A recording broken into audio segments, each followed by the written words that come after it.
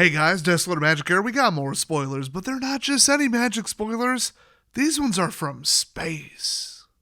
Space! First up, in the incredibly unlikely chance that you missed it, it's Anti-Causal Vestige. It's just a straggler that ended up somehow in the storyline on one of their planets. I don't know. So it's Anti-Causal Vestige. It's a 6-cost 7/5 creature Eldrazi, and when it leaves the battlefield, draw a card. Then you may put a permanent card with mana value less than or equal to the number of lands you control from your hand onto the battlefield tapped. Yeah, any permanent card at all. That's insane. And then it has Warp 4. You can bring it out just for a turn, then it sits in exile until you can really pay for it. You're just renting it. Next up, we've got Esteli Reclaimer. It's a creature angel warrior. Hello, 5-cost double white, 5/4 flying. And when this creature enters, return target non-creature non-land permanent card with mana value X or less from your graveyard to the battlefield, where X is the number of mana spent to cast this creature, which would normally be 5, but you can warp it for 3. So Little Resurrector, you get this out. It sits there and does nothing because it doesn't have haste. Kind of the weak point of warp, and then you can cast it again for 5. People are saying, unless it has haste, you're just doing evoke, except you're risking the creature getting destroyed. And that's why they beefed it up with like, oh, how many cards do you have in exile? It's like when they did that big set where cycling was the thing, and it's like, well, every time you cycle a card, do this, because cycling on its own wasn't good enough. So next up, we got Biotech Specialist. It's Crispus Colors, 1/3 creature, insect scientist. When it enters, create a lander token, and then whenever you sacrifice an artifact, this creature deals 2 damage to target opponent. Wow, that could go in a munitions deck. Yeah. Well, and then the landers. Next up, Bygone Colossus. It's a 9-cost 9/9 artifact creature robot giant. My gosh. Warp 3. I do wonder what is the point other than for people to do broken degenerate crap with this in Modern and in Commander. Because if you can bring out a 9/9 for 3 and then do something like sack it and draw 9 cards, that would be bad. This could just be used to trigger Void. I don't know. It's just a bad card. Next up, we finally get to see Mr. Goifitude. It's Cosmogoyf. Okay. How large would that be? You know, a couple light years? Several hundred? I don't think they understand scale in this. I don't think... They obviously don't know what a void versus a singularity versus a black hole is. They clearly have no idea what the 3 are. But then we've got this. So, 1 black, 1 green creature elemental Lurgoyf. This creature's power is equal to the number of cards you own in exile, and its toughness is equal to 1 plus that number. Okay. Hey, remember what I was saying about warping stuff for no apparent and immediate reason? How about that? Next up, Decode Transmissions. It's a 3-cost black sorcery, and you draw 2 cards and lose 2 life. Then Void, if a non-land permanent left the battlefield this turn, or a spell was warped this turn. Instead, you draw 2 cards, and each opponent loses 2 life. So Void works a little bit differently when you use it in this context. Then we've got Elegy Acolyte. It's a 4-cost double black 4/4 creature human cleric with lifelink, and whenever one or more creatures you control deal common damage to a player, you draw a card and lose 1 life. And then Void, at the beginning of your end step, if a non-land permanent left the battlefield this turn or a spell was warped this turn, there you go, create a 2/2 colorless robot artifact creature token. So just trying to make warp a thing when they knew darn well that it would be broken as crap if they gave it haste. So they didn't give up on it, they just did this for some reason. I just find it weird. Like, if it doesn't work, come up with something else. So next up, Emissary Escort. It's 2-cost blue 0/4 artifact creature robot soldier. It gets +X+O, where X is the greatest mana value among other artifacts you control. Okay, so this grows as you cast bigger things. That's kind of neat. I don't think I've ever seen something like that. And it starts as a 0/4 for 2. Like, that's why they made it a rare. This is, like, really, really good. And people tend to overlook cards like this. Then we've got Eusocial Engineering. I don't know what that word means. 5-cost double green. Enchantment landfall. Whenever land enters, create a 2/2 robot. Hello. And then warp it for 2. And then immediately drop in a land to get the value out of it. Yeah, landfall's back. Get ready for ramp to the moon while they stomp you while doing it with the triggers. Very, very good deck archetype. Kind of hard to stop with control, too, because there's not much to stop. Next up, we got Exalted Sunborn. Ooh, it's a mythic. I think I might have Already covered this, but I don't remember. So 5 cost double, white, 4/5, creature, angel, wizard. What? That's wild. That is actually wild if you think about it. Flying lifelink, if one or more tokens will be created under your control, twice that many are created instead. Yeah. Doesn't really work with the robot stack, but I'm sure somebody's going to do it. Otherwise, rabbits? Just saying. There's not much room for 5, but, you know, there's some ways to tap all your rabbits for mana. And then it has Warp 2, so like, okay, now we're talking. Next up, Galactic Wayfarer. It's a 3 cost green 3/3 human scout, and when it enters, create a lander. It's evolving wilds in token form. Then we got Halaya, Guided by the Light. Oh wait, that's a song, I think. It's a 3 cost white 3/3 legendary creature, human soldier, and whenever she or another creature or artifact you control enters, you gain 1 life. I mean, nothing new for white, but we're bringing that back. At the beginning of your end step, draw a card if you've gained 3 or more life this turn. Warp 1. So this is decent. Like, that's fast and it's really good. And there's a lot of decks that'll slot into. Don't know how much gas they're going to lose during rotation. I feel like not much.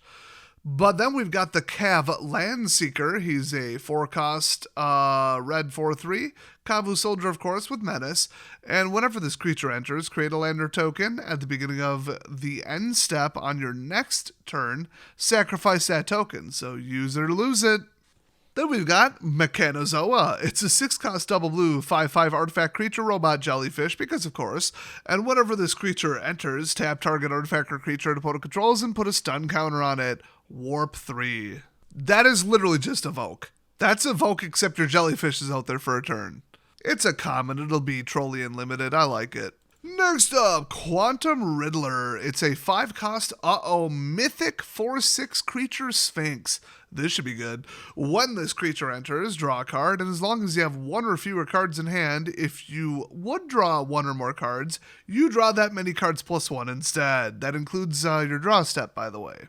This is like, hey, take Magic the Gathering thing and throw it into space. Like, oh, now there's a Magic Space Sphinx, and then just put the word quantum on it. Cool. The physics, the logistics, everything about this set and the story and the setting is a little insulting to anybody who has like Star Trek level of seriousness, let alone just a passing interest in like space or physics or anything. Super not feeling it. But next up, we've got a lobster. It's Ragast Deft Gastronaut. That's right. He's an experimental chef. So it's a 1 red, 1 white, 2/2 legendary creature lobster citizen, and artifacts you control are foods in addition to their other types, because he'll cook anything, and have pay to tap it, sack this artifact, gain 3 life. So that's the definition of food, but I don't think it's technically in the rules, so they had to put it on the card. Then if you pay 1 and tap him, sack a food, he deals 3 damage to each opponent, because he can also weaponize the food. Cool. At the beginning of each end step, if you gain life this turn, untap him. This is like some kind of weird sleeper card. Like, he's like actually kind of effective, especially in a kidnapper deck, and I hate that archetype where they steal your stuff and then sack it and get a benefit out of it after hitting you with it. Hate it. People better not do that. Next up, Red Tiger Mechan, or Mechan, or who knows. In space, nobody can hear you mispronounce words. So it's a 4 cost red 3/3 artifact creature robot cat, because of course it is. Haste and Warp 2. There you go, haste, finally. I knew they had to put it on 1. Next up, we've got Sammy, Wildcat Captain, who I believe is trans, because they totally didn't fix gender dysphoria in space and would take somebody who's literally mentally ill and put them in charge of some kind of spacecraft. That makes perfect sense to idiots from Seattle. Thank God nobody has 6 mana to cast this idiot, and he's a 4/4 double strike vigilance. Spells you control have affinity for artifacts. That's egregious. If you don't have a concept from like the last 12 years of Magic, why this might be a problem to say that all spells you have affinity for artifacts, consider yourself lucky. Let's just say there's a reason he costs 6. Also, that's a dude. Next up, Seed Ship Impact. Oh boy, the Zergar showing up. It's a 2 cost green instant, destroy target artifact or enchantment. If its mana value is 2 or less, create a lander. Hey. Naturalize with landfall. Oh, that's a bad combo if you need to sideboard that in or play it mainboard best of one. But then we've got Shattered Wings. It's a 3-cost green sorcery common. Destroy artifact, enchantment, or creature with flying. Surveil 1. Yeah, I might have to blow up some spaceship. Space Whale here, which is the Star Breach Whale. 5-cost, blue 3/5, creature whale flying. When this creature enters Surveil 2, and then just Warp 2 if you just want the Surveil. Not actually that bad. Not great, but not that bad.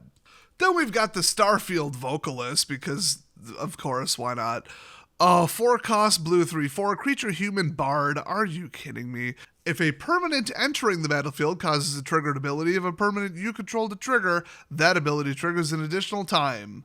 Little much for 4 being a 3/4, and then it has Warp 2. So, yeah, obnoxious singing panharmonicon here is probably going to be a problem. Be more of a problem at 3 mana, though, so we'll see. Next up, Starfighter Pilot. It's a 2-cost white 2/2 creature human pilot. When this creature becomes tapped, Surveil 1. Like, for example, if you're crewing a spaceship. Or whatever they call it. What is it? Stationing it, or whatever. I don't know. It's crewing. Let's just cut the crap. Next up, we've got the Black Land Planet. It's Susur. Secundi Void Altar. Maybe that's how you say it. I don't know. Taps for black, station 12+. Pay 2 tap it, pay 2 life. Sack a creature. Those are all part of the payment. Draw cards equal to the sacrificed creature's power. Activate only as a sorcery. That's right. Black Life's Legacy without the life gain. Yeah, this could be good, but it's going to take a lot to get it to 12. Next up, Terminal Velocity. It's a 6-cost red sorcery. You may put an artifact or creature card from your hand onto the battlefield. That permanent gains haste. Oh boy. When this permanent leaves the battlefield, it deals damage equal to its mana value to each creature, even yours. Ooh. And at the beginning of your end step, sacrifice this permanent. So Whip of Erebos Exploding Edition. Huh. But it's from your hand instead of a graveyard, so like... really just a completely different card, but this is completely bonkers. Next up, Thrumming Hive Pool. Oh, good. It's a 6-drop, colorless artifact, affinity for slivers. Great. And slivers you control have double strike and haste. That's right, both. You could literally cast this for free. And at the beginning of your upkeep, create 2 1/1 colorless sliver creature tokens. They just wanted to throw in a $30 to $50 card. That's what they did here. That is exactly what they were going for, and that's what they did. Slivers are the most ridiculous over-the-top tribal in the history of the game, and they brought these back just for money. Take a guess what I think about that. Next up, Tragic Trajectory. It's a 1-cost black sorcery. Target creature gets -2/-2 till end of turn, but void, it's -10/-10 if a non-land permanent left the battlefield this turn or a spell was warped this turn. Not that hard to pull off, actually. I like that for indestructible stuff. Really nice. Next up, Unravel. It's a 3-cost double blue instant counter target spell. If the amount of mana spent to cast that spell was less than its mana value, you draw a card. Oh boy, an improvement on cancel, nothing new there. They've been doing that since like Dissolve or probably even earlier. But that's going to stop an early cast spell, you know what I mean, if somebody warped it.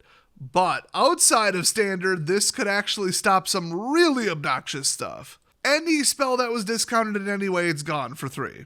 Well, it was anyway, but then you get a card out of it. I like that. Then we've got the blue planet. I believe this is the 5th one, the one we haven't seen yet. It's Uthros, Titanic God Core. It enters tapped. It taps for blue. Station, gotta get to 12.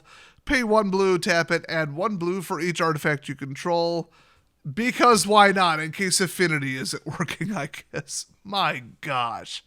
Then we've got Void Forged Titan. It's a 5-cost black 5/4 artifact creature robot warrior with Void at the beginning of your end step. If Void happened, you draw a card and lose 1 life. That's kind of neat. You can actually get like an engine going with that. And finally for today, we've got Weft Stalker Ardent.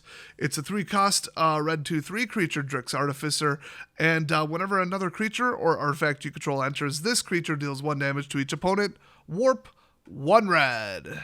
Be hard to get any value out of that with Warp, but I think they're just going for Warp as a trigger. They just threw it on this because Well, that's it for today, but there were more spoilers, and it's going to take a while to catch up, so watch for some early tomorrow. Hit subscribe if you don't want to miss it. What do you think of the space set so far? I don't think there's anything too egregious in this particular batch, but there was in the first couple spoilers and leaks. So, gonna do a lot of damage to the power level of standard, which just pushes everybody to Blitzer control, and that's just boring. I've been sick of that ever since we went to Magic Space Egypt. So hey, thanks for watching everybody, and I'll see you guys next time.